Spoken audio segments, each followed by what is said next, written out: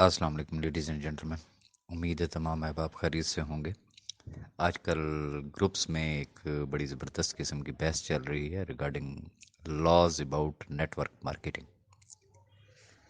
मैं इंतहाई माजरत के साथ सिर्फ इतनी गुजारिश करना चाहूँगा कि आपने भी देखा होगा कि कई ऐसी ख़वातीन होती हैं जो किसी न किसी प्राइवेट हॉस्पिटल में, जिसे कहते हैं ना, वो दाई होती हैं, लेकिन अपने महल्ले की वो डॉक्टर होती हैं।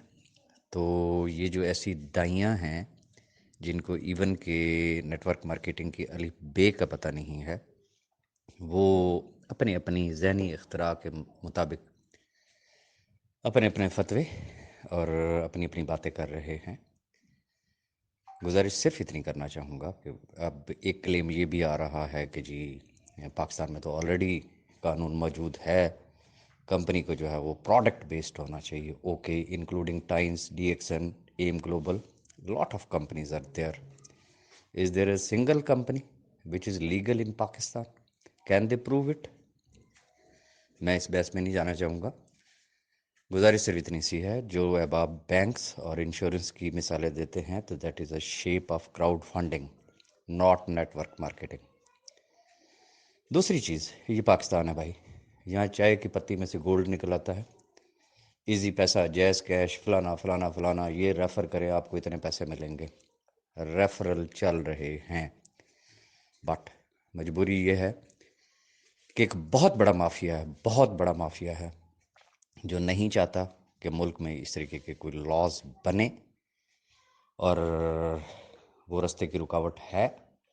वो अपने लोग प्लांट करते हैं और सादा जो लोग हैं उनके जहनों में जो चीज़ डाल दी जाती है वो लकीर के फ़कीर बन के उनको सुनते हैं और वही चीज़ें आगे बिला सोचे समझे, बिला तहकीक आगे फॉरवर्ड करते हैं।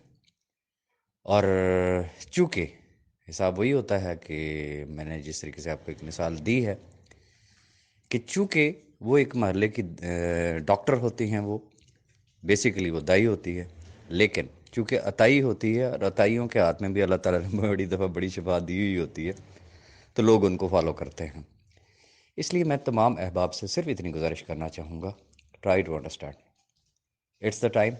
अगर हमने इस वक्त पाकिस्तान में कानून साजी के लिए कोशिश ना की और हम आपस में ही तफरक़ों में बटे रहे, ये ऐसे नहीं, ये ऐसे है, ये ऐसे नहीं, ये ऐसे है, बजाय ग्रुपों में ये चीज़ें डिस्कस करने के प्रैक्टिकली सामने आएँ, फ्रंट पे आएँ, लीड करें, मुल्क में कानून साजी कराएं।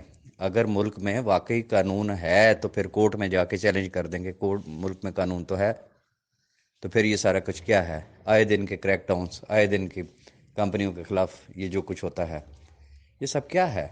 मुझे ये बता दें, टाइम्स के साथ क्या सलूक हुआ, उसके कितने दफातर पे छापे पड़े, कितने लोग अरेस्ट हुए, DXN के साथ क्या हुआ, एम ग्लोबल के साथ क्या हुआ, और बाकी कंपनियों के साथ क्या कुछ नहीं होता रहा है। तो गुजारिश ये है कि नादानों के हाथों में मत खेलें। मेरी आपसे सिर्फ इतनी हम्बल सी रिक्वेस्ट होगी, अगर आपको मेरी बात समझ में आ जाए तो। Thank you very much.